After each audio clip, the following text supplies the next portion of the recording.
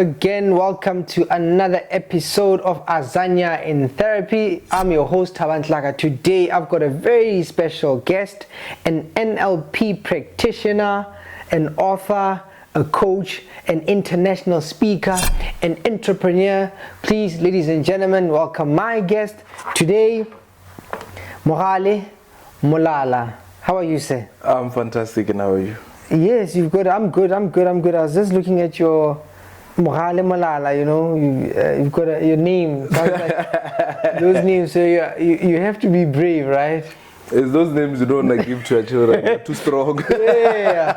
Yeah, it's like Mogale, Bohosi, you know. Along those lines. Yeah, but you live up to your name? Yeah, so in simplicity, my name means a hero. Yeah, and I mean, talking about heroes, you've got a very interesting book here, and I'm happy we're gonna sit down and talk about it, right? Yeah. The Untold Truth About Pain. Yes. Yeah, let us, you know, how come you penned this book? Okay, so this book was a lot of things. One, it was a spiritual book. I have to be honest with it. Yeah. Because even the impact of it is beyond my wildest imagination. Yeah. Get it? You didn't think it would do as well as so it did, yeah. The difference for me is I do not write for content. I write because I feel like writing. It has to be, it's a particular energy that I need to put on paper. You have to be moved. Yes, you get what I'm saying?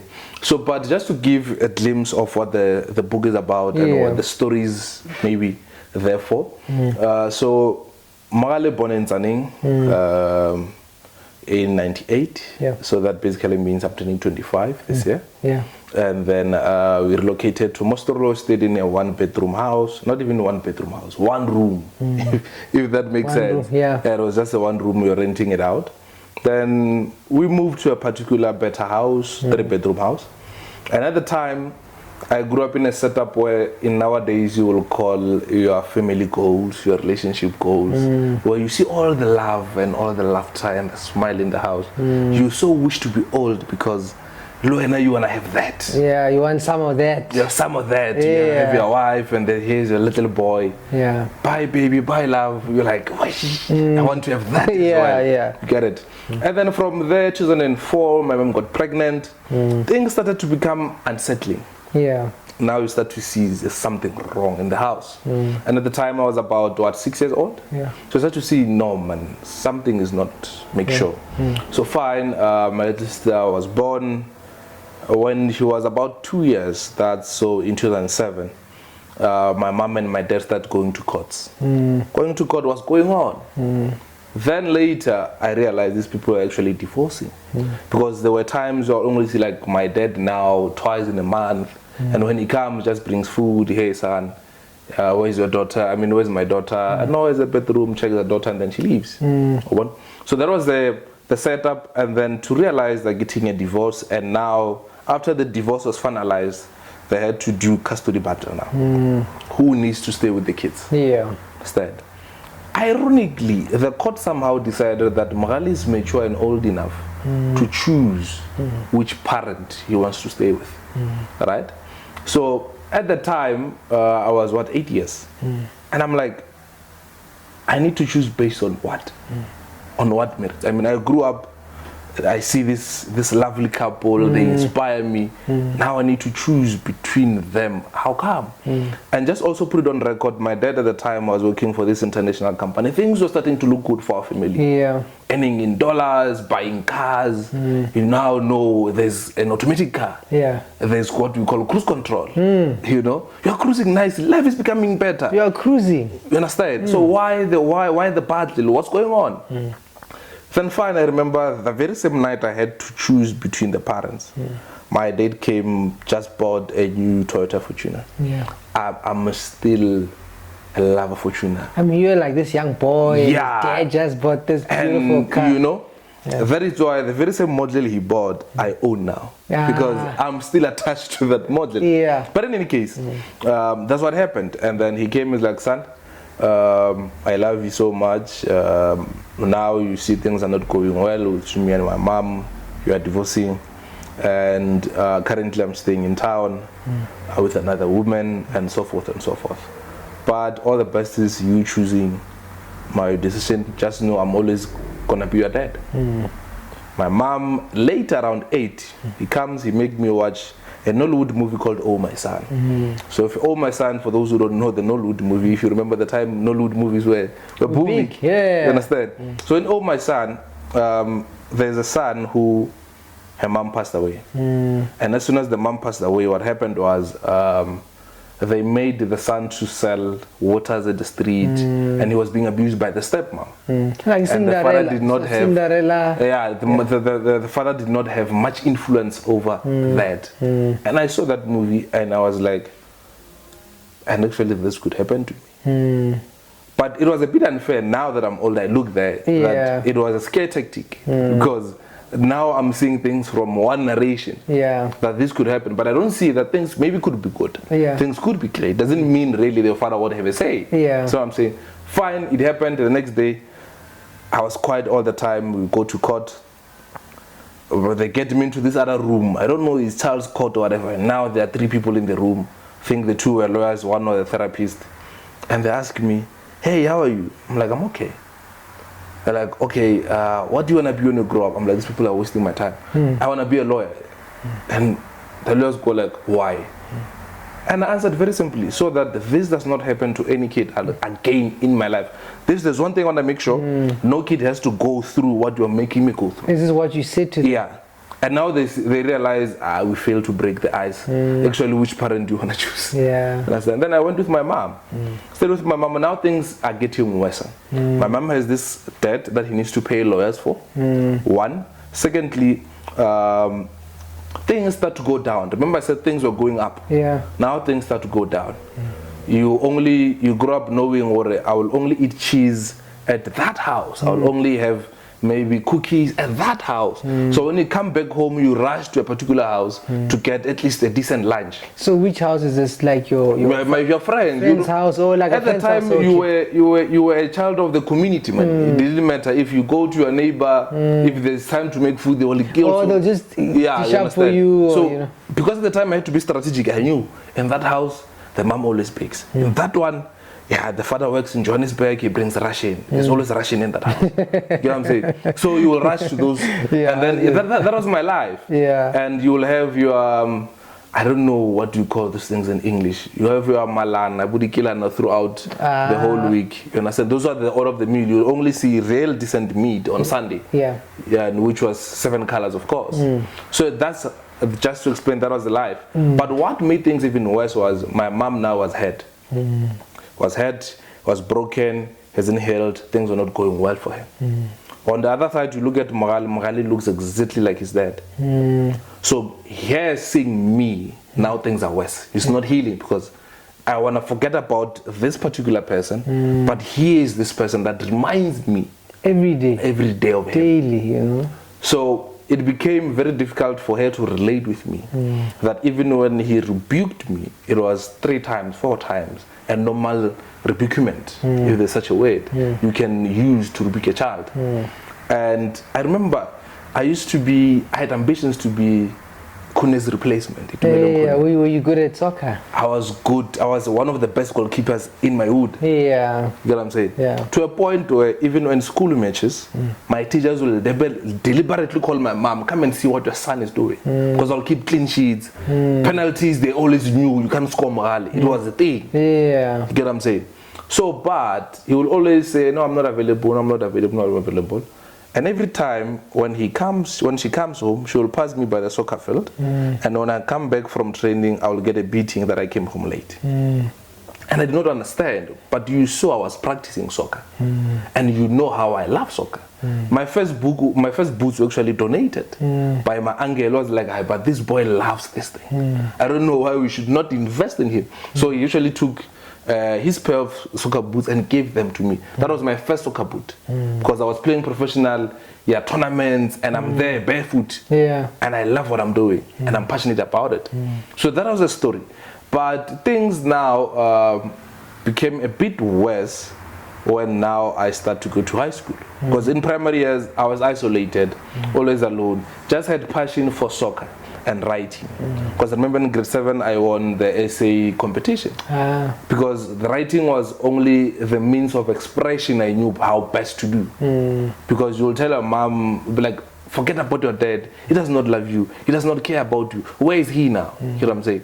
So those were the statements when you ask, but where is father, when are we gonna see him, and those kind of things. Yeah, because you just want to see your dad, you know. Get what I'm saying? And just also backtrack, my dad was one person who understood me so well. So he understood Mogale loves nature, Mogale loves this, Mogale loves that. So even in weekends when he has nothing to do, he will take me to just a random forest, and then we'll go bath in the river, because he understood what I loved. And now that is taken away from me. So fine, I'm going to high school, I'm at a boarding school, almost about 5 to 6 hours away from home. So what does this mean? You will have to deal with the pain of people, one, talking about their dads and have nothing to say about yours. Secondly, parents coming to see their kids almost every weekend, with only you having to go and see your parent when school closes. Yeah, you get it. So that was my life, and grade 8 went straight into depression. Within 6 months, I was down and out, outside of the place. I felt like everyone is just throwing me around. My dad left me, because that was the concept I had at the back of my mind. My dad left me. Now my mom drops me at some random boarding school, knowing very well he cannot afford to come and see me. And now I have to deal with this. And on the other hand, you remember there is this notion that people who take their kids to boarding school, they can afford. So even the dress sense didn't make sense. You could little bit tell, but this one does not belong here. You stood out. Yeah, I stood out. You could tell, this boy. Because I remember, let me just give you the first night I had at disco. So there's what we call disco, which is like socializing. It happens in boarding school. Social. It's more like social. Yeah. So there will be sound. Obviously, there are no drinks because you're high school learners and so forth. So I went, everyone dressed up. I had my Christmas clothes, which was a Bermuda jean. If you still remember, at the time we used to wear Bermudas. It was a Bermuda jean. I'm wearing this pinkish shirt, short sleeve, understand? And then I'm wearing palafancon. There's this shoe we call palafancon. With this huge rubber made out of skin. I'm wearing palafancon. Guys are wearing their chinos, all-stars, jeans, and so forth. And I was the most disorganized person I've ever seen. Everyone went like, who is this guy with the peach t-shirt? Who still wears the Bermuda now? So, but because at the time, it was my Christmas clothes. I loved them. But I could tell that I really do not belong here. Because everyone else, you could see, they're standing up. When they've dressed up, they mean business. When they're dressing up, you look way out of the league. You are still playing. You're like 5 years back. But now they're like 5 years ahead of you. You get it? So from that time, obvious case, I have the pressure. I need to also look like I belong here. I need those kind of things. The pocket money wise at the time, I think my first pocket money was like 50 rand a month. And at the time, you are in a league where people are getting like your 300s, 500s, bare minimums. And those were bare minimums. The only label I had at the time was this Nike shoe that looked like a soccer boot. It was 300 rand, I still remember. And to them, it was like, you wear this to look nice? Like, yes. Like, something is not up. There's a problem here. There's a problem here. So that was the life. And I went to depression, I developed ulcers when I was in primary. Doctors could not help me as well because it didn't make sense why a child will have ulcers. So ulcers kicked in grade 8 again. Went for a doctor recommended therapy. I went for therapy. But what they could not understand is this fascination about my dad. It didn't make sense. Because you kept asking about your dad, who couldn't make sense with the fascination about your dad. You get what I'm saying? Because when something in your life is taken away from you and there's no proper explanation of why and what happened, it becomes a bit unquestionable. So fine, finished high school, passed matric, of course, came to Gauteng. Because I'm always one person who is not scared to start life anywhere in the world. So I came to Gauteng, came to university. Things were good, but now there was an introduction of a stepfather. Who, one of the biggest mistakes I think he have done was to try to be my dad. And that was not on with me, because he will promise to buy me things and does not deliver. And now my mom somehow has to stretch the hand and try to cover the mistakes of this guy. Yeah. Because now when I'm like, I spoke to my stepfather and he said he's gonna buy me maybe the shoes or he's gonna pay for this trip. The trip is next week and hasn't made any form of payment. And now that becomes an issue. To a point where one time there was a family meeting when I was again diagnosed with depression. There was another family meeting. Is this family meeting now for you now? It's for me now. So how does the family tell that, hey, there's something wrong with you? Because prior to that weekend, my stepfather called me, hey, when you must come home and whatever. I'm like, but actually, who do you think you are? Because I don't understand, why is it you who has to tell me when I need to come home and when I must not? And I immediately just hanged up the phone. I was like, but what's going on here? So I tell my mom, look, I understand you want me to come home, but the issue is you are the first reason why I'm depressed to start with. Because there are a lot of things that did not make sense. And still they are not making sense even now. So, but I went home. It was a family meeting. Mogale, you need to accept your father does not love you. What doesn't make sense is my father kept on paying maintenance from 2007 till date. And I'm saying till date. I mean it, till date. Still paying maintenance for you. So ask yourself a question. So if this person is paying maintenance and does not care about me, does not love me, how does this make sense? You cannot make a financial commitment to something you don't care about. But in any case, the family meeting happened. Mogale, you need to accept that does not love you, does not care about you. If he really cared, you should be here by now. And you must stop this thing of trying motivational speaking. Who do you think you are? What have you achieved? You are just the best student. You are absolutely nothing. And I'm sitting there listening to these things. And I remember from that day I developed one slogan. They may not understand what I'm doing now, but they will catch up with me later. Because to me, talking was one form of therapy. Writing was another form of therapy. So if you want to take my voice out, you are denying me to heal. And at some point, because of this depression, failed my semester, which I couldn't even explain how that happened. Because I was reading and everything, but when I was going to write, what was always in my head was, you should not disappoint your family. And because of my fear of failure and my fear of being a disappointment, I just did not put what I was supposed to put on paper. Yeah. You get what I'm saying? So fine. When I hit rock bottom, remember this was a series of events that happened. It was the first time I tried to conversate with my mom about the past. Sat down, mom, look, I was playing soccer, did not support me. I moved from soccer, I played volleyball, went and represented Limpopo. You did not even come and support me. Thought maybe sports is not your thing. I went and I did debate. I also went and represented Limpopo. You still haven't came just to see how your son is doing in all this, and the whole world is just fascinated about this boy of yours. But you are not. You're consistently beating me. Sometimes it didn't even make sense why you're doing that. Because I even remind you of one scenario. There was one particular day where a phone rang. I rushed to pick up the phone. I came back. As I came back, my cousin tripped me and I fell. The phone fell down. As I picked up the phone, I'm not sure how you... Backhand? Yeah. So he just literally slapped me. And I was like, but what wrong have I done? Was I wrong to go rush, pick up your phone?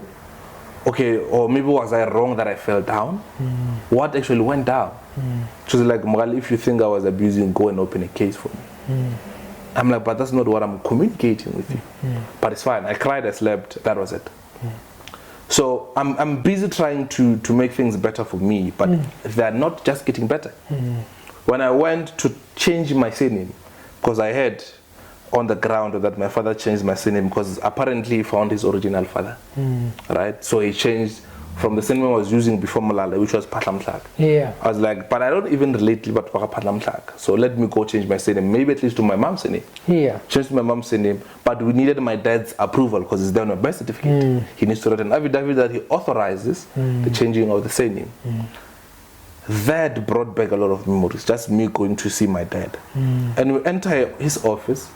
My mom stays outside of the office. It's like, Mogale, go talk to your dad. I'm like, how brave of you is that? Knowing very well how I hate this guy because he left me. Yeah. Now you expect me, as with my hatred, to go and explain to this guy what I need to do and why I need to do it. Fine, I did that. So, but that kept a memory in my head. But this guy is not as bad as they told me about him. They told me your dad is dangerous, your dad wants to kill you, your dad does not care. It didn't seem like any of these descriptions. All right? So fine, because of all these flashbacks, I decided, Mogale, I need to go counseling. Because one of the things I was doing wrong was I was becoming in multiple romantic relationships with an intent to feel a desire, which was I can also be loved. I can also be appreciated. So, but it never got enough because you never get all of that from one particular lady. Yeah. So this one loves me, but I feel like even that one can love me better. So, but even maybe if there are three, I'll feel like I'm a better human being. I'm attractive. I'm appreciated. My efforts are seen, and all of that. To a point where in high school they used to call me mastermind because of how I will manipulately date maybe 3, 4 girls or 5 girls in one school, and no one will find out how I used to plan those things, and they used to happen. But fast forward, as I was still saying, hit to rock bottom, things now go south.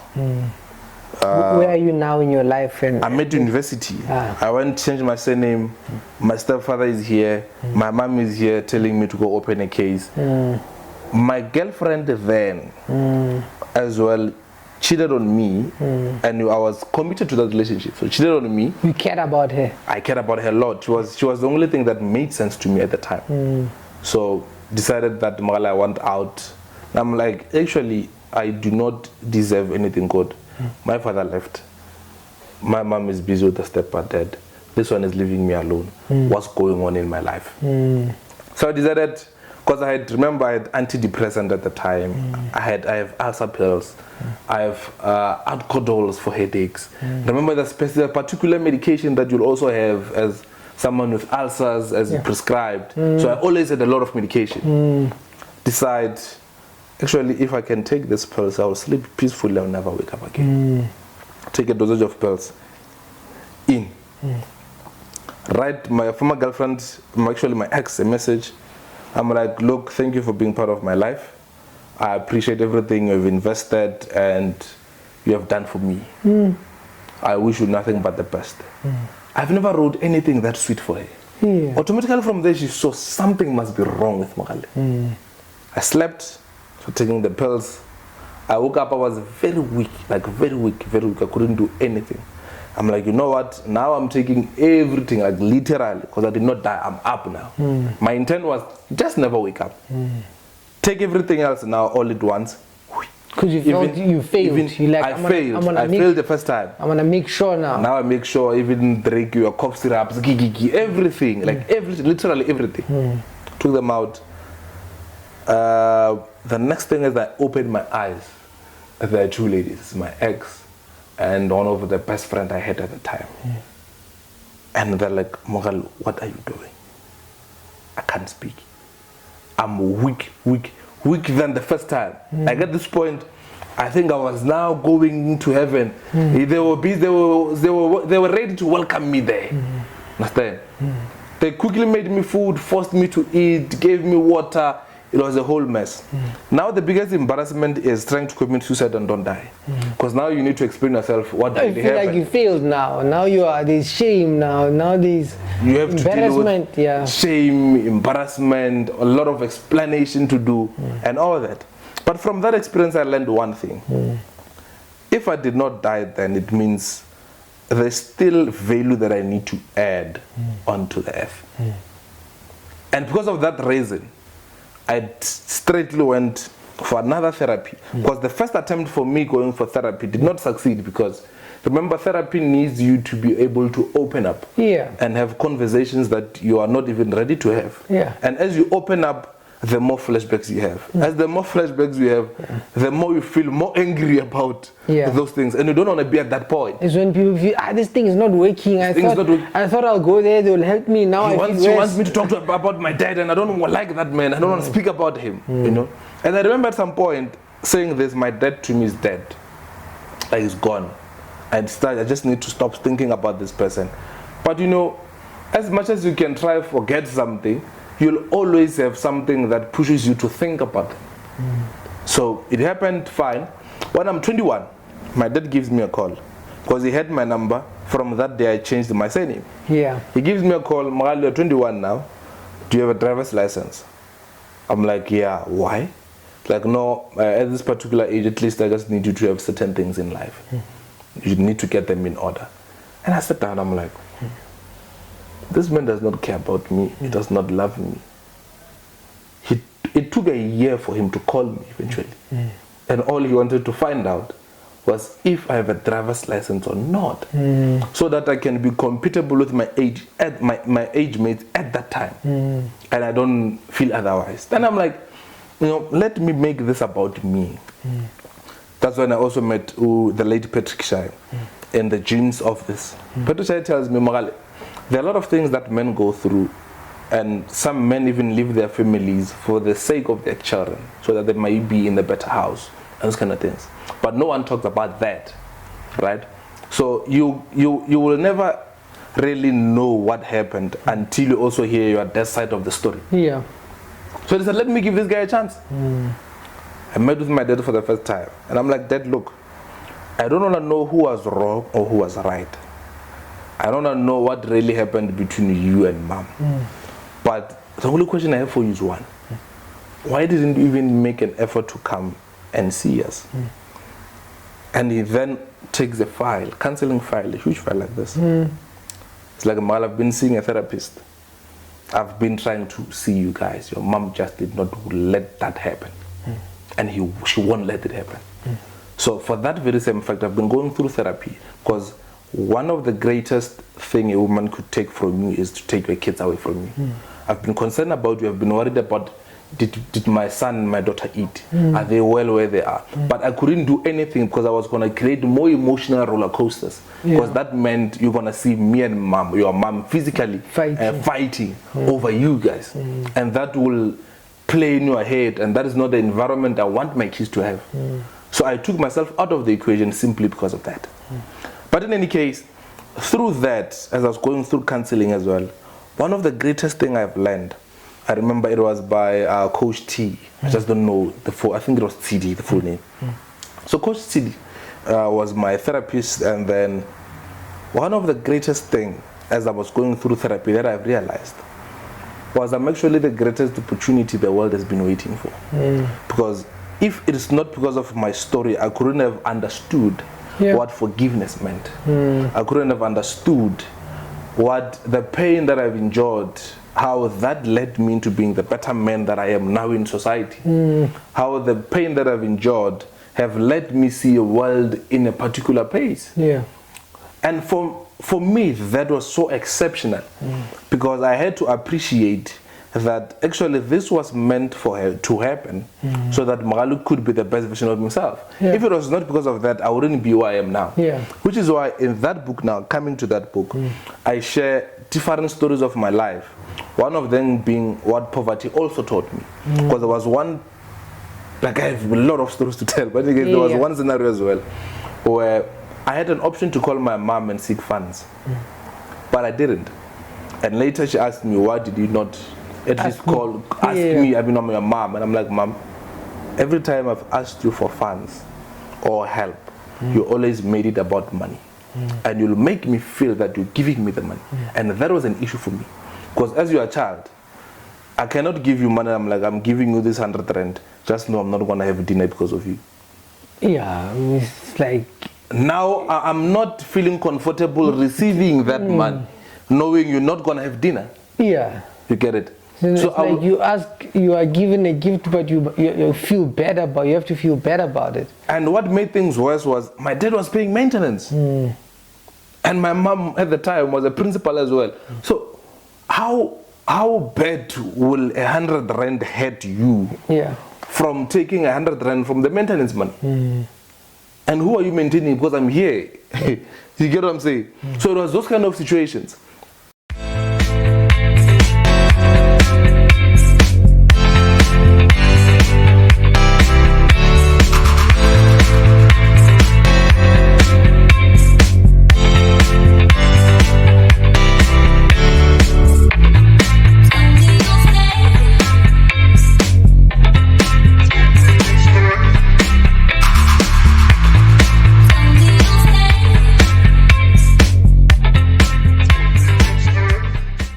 So I was staying in a shack, rented the shack, and this was at the time when I'm 22, so I'm trying to reconcile with my dad on the other hand, and then here's me. I'm pushing my kid as a motivational speaker, still completing my studies. Where are you talking? Why are you doing your motivation? Are you going to schools? I'm going to schools at the time. I've registered a company, just trying life, just trying to see where I could fit, you know? And I was just this close to publishing the book. Okay. So there you are now, trying to hustle. I'm trying to hustle, things are not making sense. I'm staying in a shack, driving in a taxi. So I will drive at a taxi, go to campus, charge my laptop, because I was thinking there was no electricity. When I come back, I will then write. Just to complete at least 1,000, 1,005 words, then it will be the same routine every day. Drive the taxi, do this, do that, do that, do that. So until the person I was driving the taxi with, because it was true, now I've just squeezed in the industry because I needed something, even if I make like 100 rand a day. The other driver? Yeah. Not the owner? Not the owner. Okay. The owner didn't even know I'm driving his taxi at the time. Oh, I see. So it's a driver, you guys had this special arrangement? I had a special arrangement that when you're tired, I can drive. I see. When you're sleeping, I can drive. Okay. You know? So that was the arrangement we had. The driver did not know any of that. I mean the owner. The owner did not know any of that. So I remember one of the weirdest state, there was there's only one person who have seen me in that. And that was the lady who called me to come and do leadership training. And I'm like, I know you want me to volunteer. And I know you have this fantasy about my brand. Because my brand is so clean. My brand tells you Mogale was in Cape Town, Mogale was in Durban, Mogale was in here, Mogale was there. But now Mogale does not even have anything to eat. And I cannot brand myself like that. I'm like, if you want me to come, can you please just give me 100 rand? I will come and I'll do the leadership training for you and I'll go home. Then he sent me the money, I went to leadership training. It was fun. Like the one thing about me, I always don't appear as my problems appear. You don't look like I put in the energy there. Hey guys, how are you? And the guys were excited. They want to see Mogale now. And it was a huge lot of things. And after that, I need now go back to my sorrow and to my reality. You get it? So my mom asked me then after I published the book, Mogale, one, you did not tell me you are writing a book. Two, you did not even tell us. None of the family members know that all along, when you couldn't even stand staying in funerals, just saying, okay, are we done cooking? You are done. You will go and open your laptop. No one even knew what we were doing. And we saw you as rude. We saw you as this guy who thinks maybe he's better. I'm like, that is not even the case. But I could not just stand and sit with people who got their life figured out together. And I haven't. They have families, they have daughters, they have this, they have that. And I haven't. And I have this desire to write a book. I wrote the book, published the book. This was in 2020, COVID, when COVID hit. I was releasing a book in November. Released the book. Now the book is selling. My life becomes better. I'm reconciling with my dad on the other hand. And one of the biggest question I always got was, Mogale, as young as you are, what do you know about pain? And my answer would always be... And who's asking you this? The buyer, of course. Oh, now like, parents, you are selling the book. Oh, they're like, how old are you? I don't do about pain. You are only 22. What do you know about pain? I'm like, listen, unlike alcohol, pain has no age restriction. I've went through this, and I've came out a better person. Yeah. You can learn from it. Your son can learn from it. Your family can learn from it. Because I share the authentic stories of what I went through, what my mom used to say about me. Yeah. One of the lines used to say, Mogale, you are ambitious. You are rich in the heart. You will never make it that far. Because I used to dress up and be like, one day you'll see me on TV. Yeah. You'll see me on there's like, you will never get to that extent. Yeah, even just the imagery, like, you understand? Yeah. And for me, it was, one day I'm going to prove all these people wrong. And I'm going to show them what I'm made of. And I've been pushing through the boundaries now. I'm pushing. Now let me tell you an interesting story. The first time I appeared on TV, on the Morning Live. But before you appear on TV, when your mom finds out that you wrote the book, did she read the book? Yeah. Is there something negative about her that she picked up? What did she say? Then you can talk about Morning Live. So okay, my mom actually set me down. Is this after reading the book? Yeah. I read your book, but your dad is not as you describe him to be.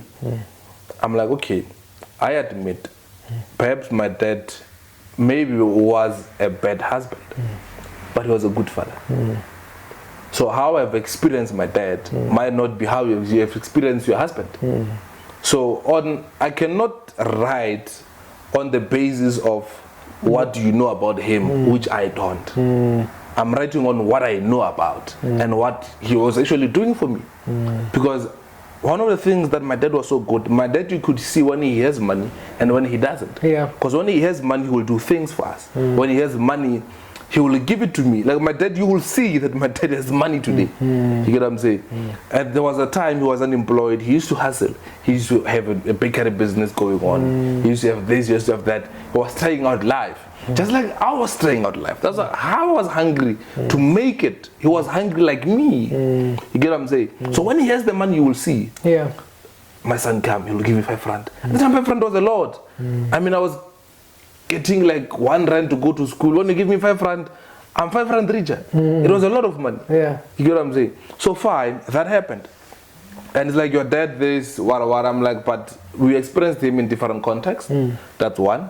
And number 2, I will not judge I will not cloud my judgment based on one-sided story. Yeah. That your dad wanted to kill you. I haven't seen that. That's what you guys instilled in my head. That your dad wants to kill you. Your dad does not love you. That's all the things you instill into me. And that's how you haven't experienced him in that I haven't experienced him like that. Oh, so this is the conversation now you have with your mom. Did she accept what you were saying? Well, it was hard for her to accept it, but unfortunately she had to. Okay. Because I cannot write on one-sided story and portray a particular picture that I haven't experienced. That you don't know. That I don't know. As far as you know, your dad has provided for you. I've seen him doing that. Yeah, and he's been, he's tried to be the best dad under the circumstances. Under the circumstances. Now, Morning Live. Morning Live. Yeah. Now, they wake up 6. They hear the announcement, who will have Mogale Molala on the show, right? At 6:45, I get a call. Mogale. Where are you getting puffed at that time? Are you getting makeup? No, it's through Zoom. It's COVID time. Oh, it's COVID time. Okay. Yeah, I'm in my room. I'm dressed up. I'm proper. The light is on. I'm waiting. I'm in Pretoria. My family is at home. I see. Mogale, are you gonna be there? Are they talking about you? I'm like, yes. Like serious? I'm like, yeah. Okay, he hangs up the phone. He then calls everyone. Guys, watch Morning Live. Mogale will be there. My granny then goes around to tell everyone in the neighborhood, tune in SABC2. You will see Mogale there. When I appeared, Morning Live happened. Drastical sales went up, right? Now I sit down. Now I need to drastical sales. Yeah, drastical sales. So people start calling you, texting you. I saw you on TV. One of the greatest testimony I received was a testimony from a 78-year-old man who said to me, I'm 78, but I'm inspired by your story. I'm 78. You need to understand the context. Yeah. At the time, I'm 22. And you are being asked, what do you know about pain? I'm not even half his age. You know what I'm saying? So that was one of the humblest moments I received. And throughout that, obviously it still happened. But I sat down and I needed to reflect. I'm like, it's so easy for people to turn like this. People who told you are too ambitious. You will amount to nothing. You must quit your public speaking. You must stop all things you do. Or you have riches of the heart. And all of a sudden, now they want to come and tell you how proud are they of you. Which is why throughout my life, there's a chapter there called Amazing Strangers. Throughout my life, I've been held by strangers. People who did not know me but believed in me. People that did not know me but cared about me. You remember off air I told you about my mom. And you asked me, your real mom? And I'm like, no, it's my mentor. Even to date, if there's one person who you want to know Mogale, and there's one person you can call who will tell you about me. And how did you meet your mentor? So through my speaking, I've been knocking on doors. Hey guys, can you interview me? Hey guys, I'm a speaker. Can I speak? Can I speak to your learners? So I was also attending events to socialize with other speakers to see how seminars are ran. So I met her at a seminar. There's what I call in that same book a catchy networking strategy. So catchy networking strategy says you do not ask a speaker random questions that any random person will think about that. Yeah. You do your research about the speaker. You then ask something that he did not even speak about, and you reflect, and then you ask. Yeah. For example, I went like, okay, I understand you grew up from Soshanguve, you had a divorce and all that. What I want to understand is how in the midst of all of those challenges that you went through as a woman, did you pull it together to be the successful woman that you are? So you stretch the speakers. The first question was, at her mind, how does this guy know I'm divorced? How did he know that I'm from Soshanguve? Because I never spoke about all of these things. Yeah. But he reflects them and he quotes them as if I spoke about it. So what then happens? The speaker wants to come and be like, but Mchana, where do you get this? Where do you get this? We're like, no, I've been following you. I'm interested in your content. I love your content. And I believe you are the right person who can mentor me. Trust me. Because of just that, they will open up. Yeah, I mean, people. There's another book I like. It says, hey, people love it when you talk about them, and when you know something about them, they'll be like, oh, they'll tell you. So it makes perfect sense. So, and also one of the strategies DJ Sbu spoke about in his book, The Art of Hustling. I think it's The Art of Hustling. He mentioned that to break any sale, you compliment. So those kind of things. You look good, nice outfit. By the way, from social, so now you are stretching the mind because you're asking things that no one in this room ever thought about them. I see. So because of that, you increase your network. I see. So you guys meet there, and then I mean you asked a very interesting question. Then you obviously, in her mind, you stand out. Yeah. You begin talking from there. Yes. So what happened? Because usually, the big speakers will say, talk to my PA and do an appointment. Yeah. Right? Anyone who will then ask for the numbers will be given the numbers of who? The PA. Right? But if you want their number, get personal. Yeah. You will get their number. Yeah, no, if you have their direct line. You understand? So from there, I started saying, okay, look, Mogale, I can mentor you, but I want to see your commitment. Every Friday, come to my restaurant in Hatfield. Let's see. I used to go there, it will give me sometimes 10 minutes. Someone might consider that as a wasteful expenditure. Remember, I'm coming from Harango. So Harango, you go all the way to Hatfield, you get 10 minutes, you go home. You need to come back next week again. 10 minutes, you go home. But in those 10 minutes, what are you being asked? What are you? So we will usually talk about me. Okay. What my ambitions are, and then what my goals are, my life. He will advise me, he will listen to me, and he will guide me. So that was the conversations. I see. Like my mom just said this, like, but Mogale, I remember her saying this, but Mogale, your mom is a woman, do you know that? I'm like, yeah. Like, and you have a girlfriend, right? I'm like, yeah. Like, how do you convince your girlfriend and fail to convince your mom? It's a woman. buy her flowers, go there and be like, Mom, congratulations, like, hey, and then you get to real stuff. So I'm like, oh, interesting. So giving you life tips, but you didn't need hours for that. Even 10 minutes is good. Yeah, you get what I'm saying? So to a point where she invested also in me. She will book, because there was a time I was interested in property. She will book, I remember her booking this other place in Zebula. That place was a beautiful place. Yeah, it was like 5,000 a night. She booked it twice. And only for her to go there and teach me about property. She'll be like, Mogale, what do you see around the room? What do you think can be fixed? And then he'll also let me know how a towel should sit, what you need to see when you open the door, how you need to, like all those kind of things. And you understand the kind of investment, the education that he gives me. He will go on live. I mean, at the time during COVID, he will do Zoom meetings with me. He will do all of that just for me to be a better version of myself. And expecting nothing in return. Yeah, but you must have spoken to something. Yes. In her, you know. You get what I'm saying? Yeah. That is the kitchen networking strategy. One of the guys that I met as well, because as I come back from Hatfield, I need now to come to State Theatre. Down there. Yeah, why State Theatre? There was also another guy who was an MC at State Theatre who said, come to State Theatre every Friday and see what I do. They liked Fridays, eh? You understand? See what I do, and then maybe you can learn. One day I will give you a platform. Today they never got that platform, but it's fine. You understand? But did you learn something? But I learned a lot. I learned amongst other things, I learned to be consistent. Because you need, when you buy a goods that is, you are an first beneficiary. Let's just say at the time you got what, 800. From 800 you need to know, you have to save up maybe around 400 rand. Just to go and see these people every Friday. And learn and learn and learn and learn and learn and learn. And get the motivation and fight. I remember one of the guys said, Mogale, one of the problems that you have, you will just don't stop. And I'm like, but I got that from you guys. You guys don't stop, so how could I? And what was meant by that, you just don't stop? Because from how I started my career to now, it's been a huge drastic change. Oh, you keep working, you keep new things. Now, from seeing Mogale on TTFM, now you see him on Metro. From seeing Mogale on TT, now you see him on Power. From seeing Mogale there, now you see him on that. So it was like, some of these platforms, Mogale, now we never got. We wonder how you make it. And I'm like, but you taught me.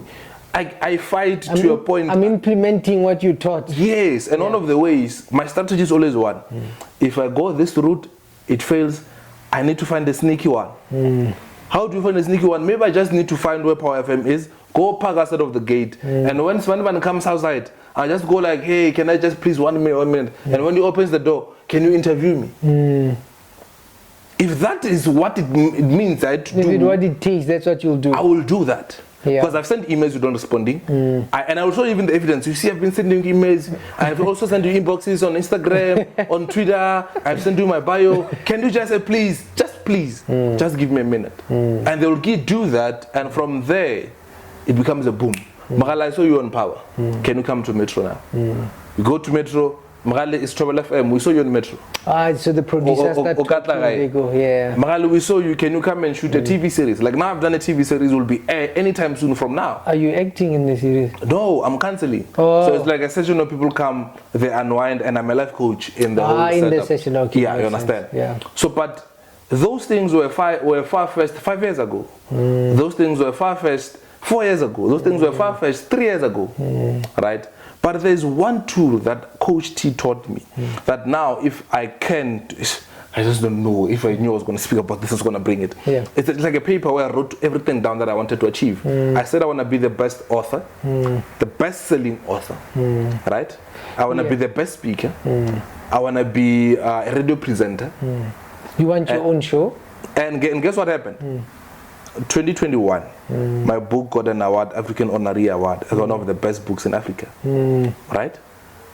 On the very same year, 2021 again, I got certified by Toastmasters. I was the best speaker in Pretoria, Hartbeespoort, and Rustenburg. Right? Now, as we're speaking, I'm a radio presenter at Swan FM. And now, as we're speaking now, I've just realized now that I'm actually the best-selling author locally. So you're doing tick, tick, tick, tick, tick.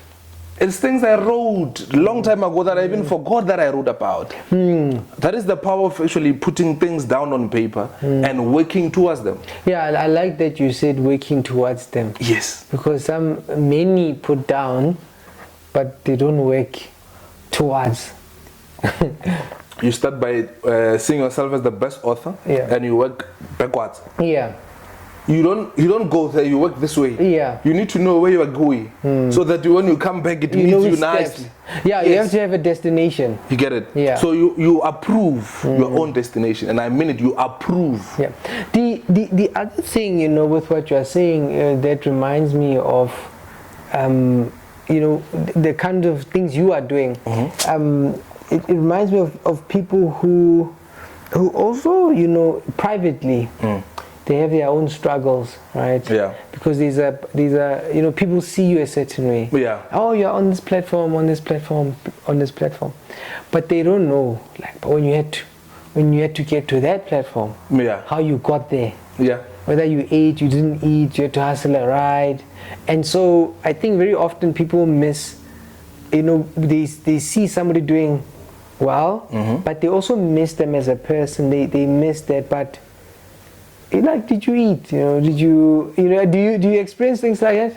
Yeah. So one thing that becomes difficult about being in, I can say maybe in the public eyes. Yeah. Right. Yeah. Is all these people on earth, right? Tell you their problems. Yeah. Right. Yeah. But none of them stops for a second to ask and you. Be like, "Hey, man, Mogale, actually I forgot to ask you.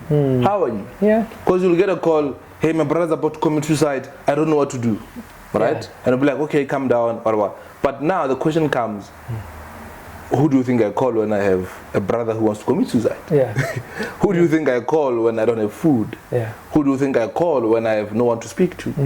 You get what I'm saying? Yeah. Unfortunately, because of my mentors, I managed to then develop a structure of now a cycle of people that are responsible for my well-being. Yeah. Like if now I'm not okay, I'll just call one of the friends I have. He knows responsibility. His sole responsibility is just to make sure I'm okay. By all means necessary. If it means he needs to take me somewhere, he needs to make sure he does that. How does this person know that's their responsibility? Is it something that you asked? I've communicated that long time ago. Oh, okay. So you would have asked. Yes. Yeah. Every friend, everyone in my circle has their role to play. And you explain that role. Yes. Yeah. Which then the reason I ask you is that people take it that it's obvious. No. Like people should know, right? But so then if explained, then it makes sense, No. Usually. So here's previously, I used to go with 4 guys. I will have a driver because I don't want to stress about. What I'm gonna speak about, the content and everything, and stress about the traffic. Get where, you're on time. You get it? Yeah. I will then have someone who needs to take me pictures, and I will have that one that if something upsets me now on my way there, he needs to quickly attend to it. Yeah. You get what I'm saying? That even maybe if I'm speaking, I will give him my phones because he needs to answer. I don't need to speak and hear someone wanting to commit suicide, and now and then I have a gig or I have whatever that I need to put out together. I mean, is that what you get a lot? Do people call you about stuff like that? A lot. Is it because they had your story? They heard my story, they've read my book, they know my credentials. And they know that I'm the best suited person who can help them at that particular moment in time. To help them with? What to do or whatever. I remember one time, let me give you a recent scenario. Yeah. A lady called me like, Mogale, I think my boyfriend will commit suicide. Yeah. And I'm like, okay, let me see the conversations that you guys have. He sends me a screenshot and I read. I'm like, not tonight. If he's gonna do it, I just not tonight. He then says, no, but Mogale, you understand? It sounds serious. I'm like, no. Yeah. I can guarantee you. I've spoken to people who deliberately killed themselves, and I've spoken to those who are about to. So I know the difference, the ways they will use. I know the kind of messages they will send if they're about to do actually that. Yeah. So he was at the first stage, which I call the communication stage of suicide. Yeah. How many stages before you break them down? There are about 3 of them. 3. Okay. So yeah. So the communication stage is when someone will come to you and like, but Thabang, do you think if maybe I am to die, will you miss me? Yeah.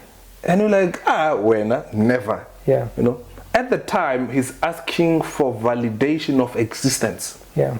You know what I'm saying? And you switch it off. Because when you say, no, when? Never. It's like, oh, so it means I don't mean anything to Thabang. Yeah. It's things like also, you know, hey, if I could rest, you know, there are suggestions like that. Yeah. If I went away and if you miss it, yes, then they notice that you missed it. Or he will post a status and be like, I don't blame people who commit suicide. Yeah. Right? So this is the communication stage. They're still saying, guys, I need attention. Look at me. You know? Or life is unfair. Or why is life hard? Yeah. Or does life has to be this bad? You got what I'm saying? Yeah. So that's the first stage. So if you miss that stage, you will then go to the attempt and research stage. So research, they will want to figure out which way is effective between maybe if I pull a knife and then I hit myself. Usually you'll see others self-harming because they will prefer to be at the physical pain more than the emotional pain or what they're going through at the time. They're Googling at the time. Yeah, they're Googling at the time. They're trying to find out what is the best solution I can get out of this. Right? Unfortunately, some also we miss this step because this step now they're not talking. They're just acting up. Or you start seeing them or liking to wear all black. I'm not saying all those who wear all black, but usually they start to wanna have dark colors. They don't like to look light anymore. They don't do the things they used to do before. Yeah, what you are saying is their internal world is sort of manifesting outside. Yes. I mean, if you are feeling very dark inside, you know, you start showing things like you get it. Yeah. So then the third one, at that stage they're not communicating. Now they're gonna do it. It's like if you check, even let me give an example. May his soul rest in peace. Even the Greek before he committed suicide, he did mention something like that. You get what I'm saying? And double HP. Yes, and but because we don't pay too much attention to the little hints of what happens, then most definitely they're gonna do it.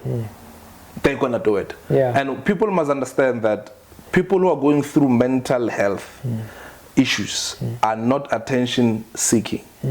They're support seeking. Abanamatepe. You know what I'm saying? Because one of the things that people misuse, some people will say to you, but Mogale is not appreciative. Mogale is not this. It's not about that. It's not about that. You need to look deeper than what you will then see quickly and judge it. So not on the surface level, you know. Not on the surface level. That's why I always tell people before you judge a particular behavior, you need to understand the worldview of that behavior. Right now, all we see is the end result. We see Mogale smoking, we don't know why Mogale is smoking. Yeah. Hey, they got a tattoo. You get what I'm saying? Hey. You don't know why. You don't know why. But there are about few layers. You'll have the worldview, which then the worldview will manifest to what you call your belief system. Now that the world is a dark place for me, I believe in darkness. I do this and then I believe dark color manyora and right, and then it goes to your value system. Your value system is now your values. I don't value, for example, I used to give this one. I'm saying people will say hashtag men are trash because in their worldview men are. They believe it. Now they don't value men.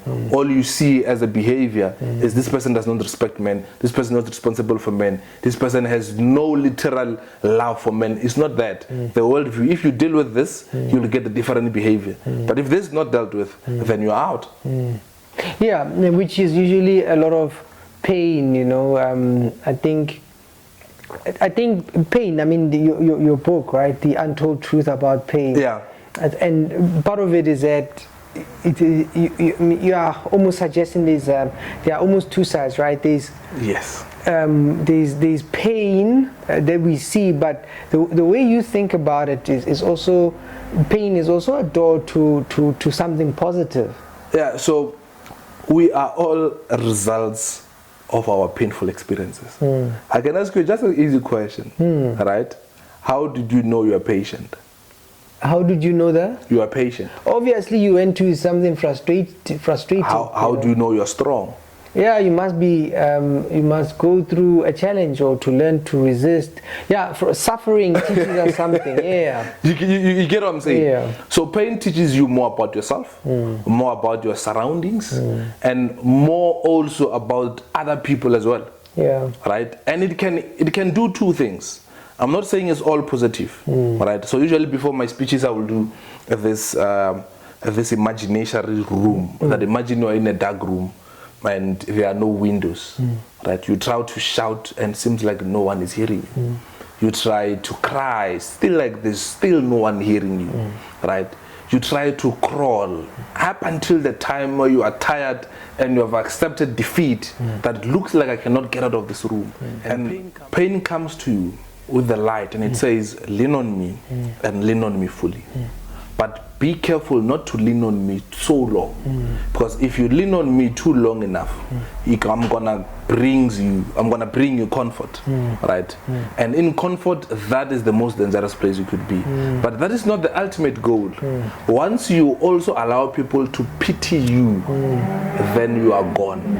Because in pittiness comes more comfort even. Because when you say shame, we understand, Mogale does not have parents, Mogale does not, then you become even more relaxed. They understand me now. They understand what I'm going through. You will never fight back. But that does not mean you should not allow yourself to be vulnerable, because in vulnerability comes strength to bounce back. But a lot of people think vulnerability is a sign of weakness, of which is not. If me being vulnerable is me crying, then I need to cry. But if after crying I don't bring a solution, there's something wrong with me. Yeah. Because after being vulnerable, then a solution needs to come. And the reason why pain says don't lean on me so long is because there are people who are comfortable in their painful experiences, that nothing makes sense than that. Right? So you need to lean on me, so you need to understand my nature, that I'm here to give you lessons. You need to lean on me so you understand that I'm not the destroyer but I'm a builder. Because for me to forgive, I needed to endure the pain that I had for my dad and everything else, right? And accept that I may not have control of the things that happen to me, but I have control of how I respond. I have control of how I'm gonna react to it. Yeah. So of which all these experiences have made me to respond positively towards my life. To share my story, to motivate the world, and to consistently also doing research and learning about this pain and its nature. Yeah, I think that's wonderful. Maybe in summary, two things, right? Yeah. So what's happening with dad, you, mom? Now. And then what's next, for you? A lot. Okay, so I'm okay with my mom. I've recommended therapy for her. Because even my recent interview that I did with Travel FM, after listening to that interview, she went emotional about it, about when he has to have the reflection moment of what really happened, So that was one. But I recommended you need to go for therapy, because even now my mom cannot stand my dad, right? But I'm their product, my sister their product. Somehow they must find ways to integrate or put their fights aside for the sake of us. You get it? Now with my dad, we are buddies. And I'm saying we are buddies, I mean it. We are buddies. We as we speak now, we're busy doing business together. We are in a process of also building a mortuary back at home and all that. But I wouldn't have be at this point if I langed in this pain for so long. And I'm reflecting back to what I was saying. If I stood there, I was comfortable with me not having my dad in my life, being angry and all that, I wouldn't have now been exposed to certain opportunities that I'm exposed to a certain knowledge that I'm exposed to. Because actually, there's one poem that is very interesting about here, where I was just writing my own thoughts, and it reads as follows: Dear Father, please tell me I'm dreaming. I cannot imagine my life without you. Dear Father, please come back to me. Promise you coming back. Come show me how to be a man.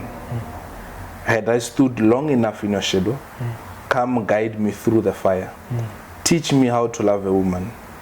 Come and make me be a man. Dear Father, the world is making noise. Some are telling me a man must not be vulnerable. Some tell me a man should be financially providing for the family, while some say men cannot be determined by their finances. Some tell me a man should be a family man, but some tell me you make your own family. Dear Father, please come back to me and come tell me that I'm dreaming, because I cannot imagine this life without you. Beautiful. I mean, so this was awesome. When I was sitting down and I'm like, but how will I know certain things about manhood when this person is not around? And when immediately we reconciled, things happened magically. Now I can go and I'm like, you know, my woman is doing this. Do you think, how can I approach it? And it will guide me. Give you advice. You get what I'm saying? Now there are certain things I did not know also about my culture, which now I know better. There are certain things I did not know about him as well, and now I know better. Now I also understand my journey and everything that I went through, because similarly of it, he also went through that. But I wouldn't have known if I didn't make an effort to say, jokes aside, angers aside, let me meet this man and hear the side of the story. You get what I'm saying? So now I'm okay with my dad, I'm okay with my mom, and with regards to what's next, it's the TV series. It will be up just on all my social media platform. Will be left on Tshwane TV. Congratulations. I'm busy preparing the second edition, not knowing when it's gonna launch, because as I said, writing is a spiritual journey for me. I don't dictate when I'm writing and when I'm not. So only God will tell when the time is right. So I'm just focusing on that and my mortuary and my shuttle business that I'm launching very soon as well. Yes. No, wonderful. I mean, I'm happy to have spoken with you, and I said I was actually looking forward to talk to you because you've got a very interesting story from a therapeutic point of view. I mean, that's why I didn't interrupt as much, ask as much. I was just enjoying your story from things like, when parents separate, I think they misunderstand. Their pain is so much, they struggle to talk to the children, not understanding what happens, and you were telling that so beautifully what happens, you talked about, how it gets to when people get so frustrated and they just want out. You're talking about, when people want to complete suicide. You talked about now also how the journey changes. You're going through mentors and doors are open and you're working. So that's what I was looking forward to, because I see a lot of people experience pain and they get trapped in that. And it's not that they didn't suffer, but it becomes now their story. When it's just a chapter. And they say I'm the pain, as opposed to I actually went through this thing. And what I was looking forward to your story was that you went through something. And you built. So thank you very much. No, it's a pleasure, man. I think in closing from me. In life, you always need to ask yourself right answers to get right questions. Right questions to get right answers. And why am I saying that? If you're gonna ask yourself, why me? What have I done? Why not Svanvani? Why this? Why that? You're not gonna give the proper answers. But when you're facing pain, start asking yourself right questions. What is it that I need to learn through this? What is it that I need to learn about myself? What is it that I need to take out of this experience, right? It could be that maybe you're not spending your financials well. It could be that maybe the person you're spending to is not appreciative of the amount of money you put and invest in them, right? So you need to ask yourself those right questions. You'll get the right answers. But also, again, every painful experience has a positive intention to the one it affects.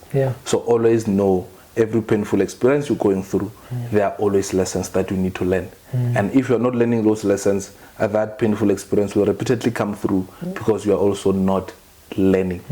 So learn, build your own castle one brick at a time. With those words, I think we are signing out. Summoned by greater and lesser pleasures, a man decides daily between dirt and treasure. The vigilant ones only stand to fall, but brave are they that beat the core fight. Persistently superior and lesser loves whisper, but safe are they that recognize danger. Victorious is the man who learns to master fire, so learn, dear sir, learn to stand for truth in fire.